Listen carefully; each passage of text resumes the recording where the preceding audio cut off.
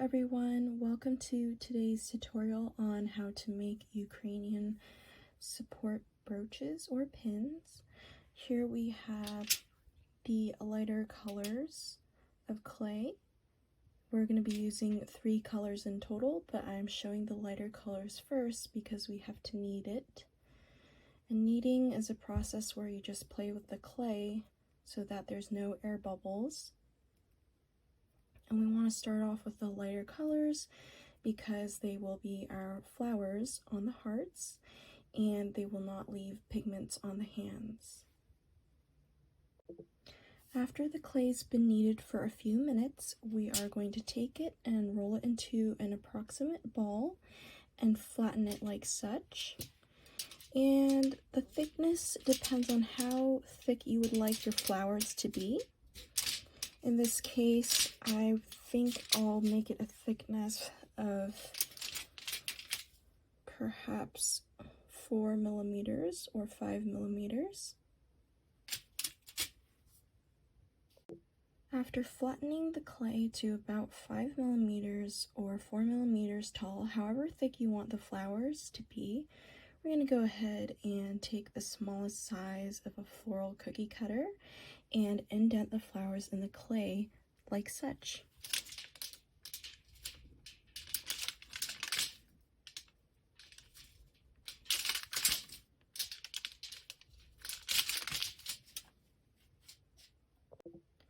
Alright, we are officially done stamping the blue and yellow flowers with the cutter. Sometimes the cutter, when you push out the flower, the middle part of the flower doesn't really show up, so in that case you can use a dotting tool. After making the light blue and yellow flowers, we will now take the darker blue for the heart and begin the same process of kneading. Now this blue does leave pigment behind your hands, and before you touch the blue, make sure to wash your hands so the yellow doesn't mix with the blue to become green. After kneading the blue clay, we are going to take a clay roller and make sure that it is dust free. And what I'm doing here is cleaning the roller with a baby wipe before I begin flattening the clay. Just let it air dry a little, and then you can begin. Just rolling it flat, nice and flat. Here you can see a little bit of air bubbling, resurfacing, but that's fine. And just gently poke it to get it out, and then roll again.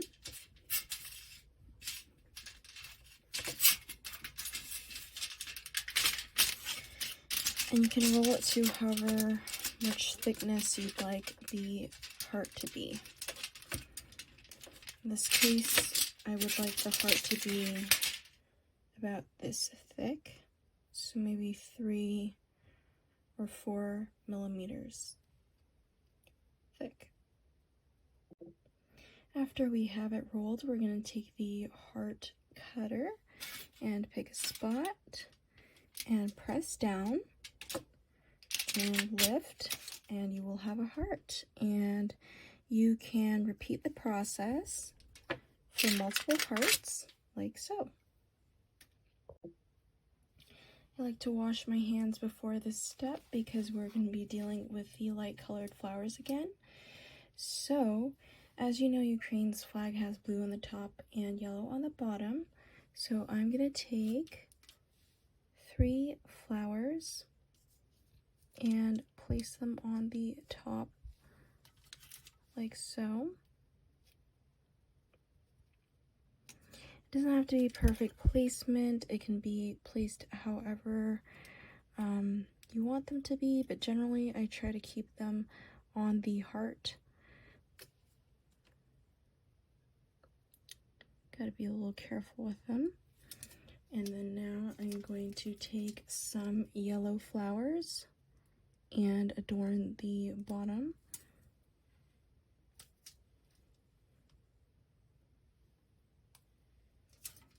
Like so.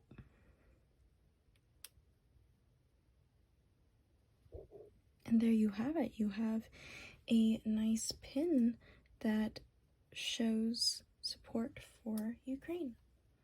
You can see that in these 3 flowers there's no holes. So you take your dotting tool and you dot the middle like so. Same for this flower.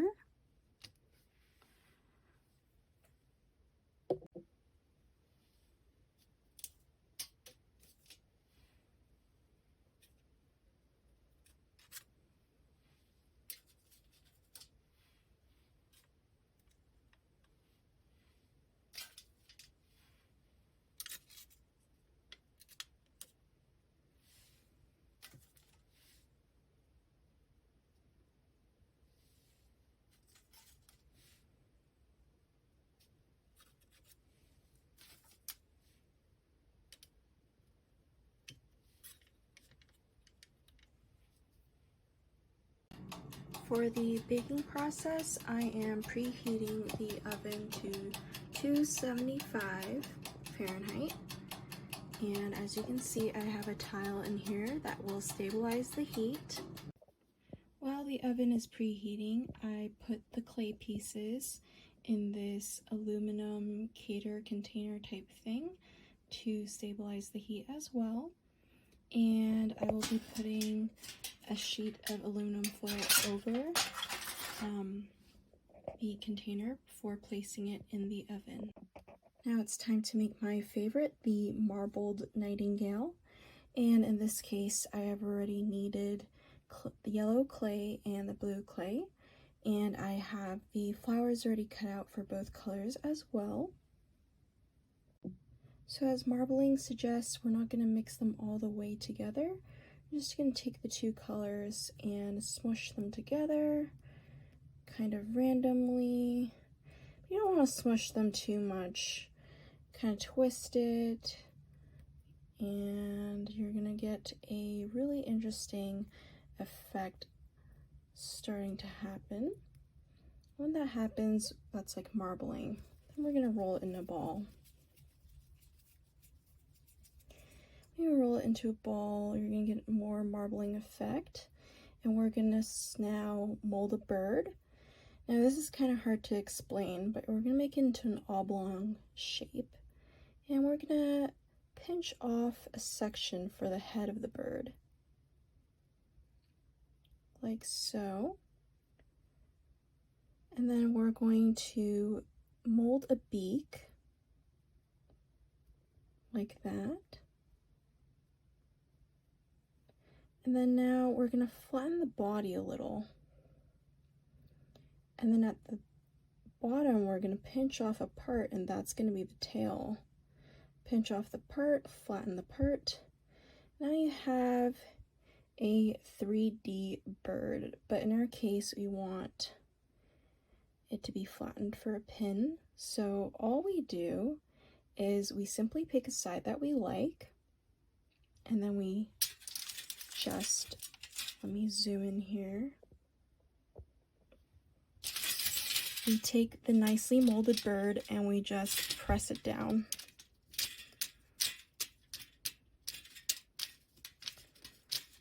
And depending on how you press it, you can make the bird kind of chubbier.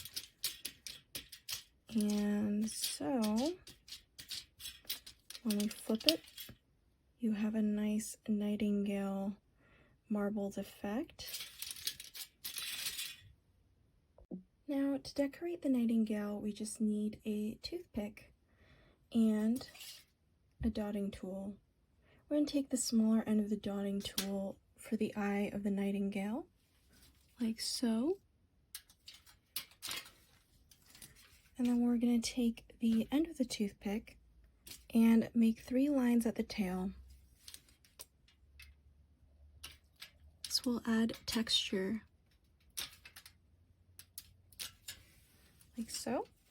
And then we're going to add one blue flower to the nightingale and one yellow flower as a symbolization of the Ukrainian flag.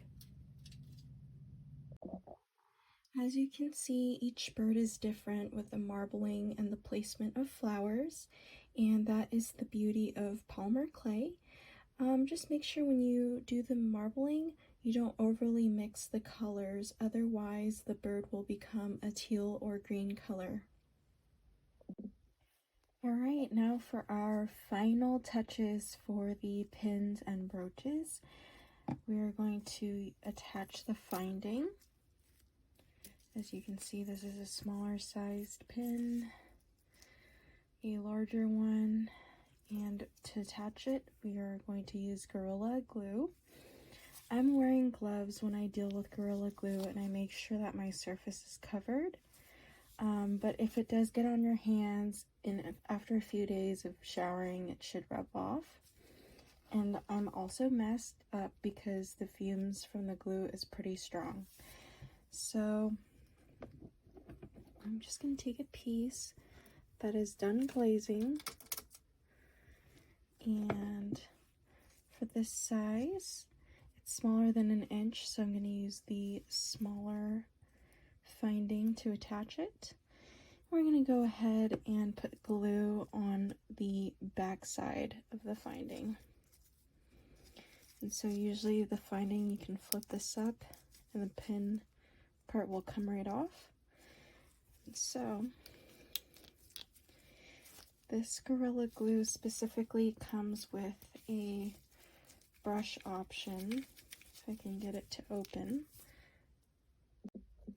Alright, so now that the Gorilla Glue is opened, we're just gonna brush off the excess and take the back of the finding and just cover the entire surface of the back.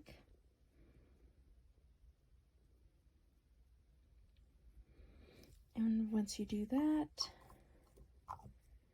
you're going to want to take the clay and place the finding slightly higher, and not exactly in the middle, because that way when it hangs on the clothing, the gravity won't pull the pin down.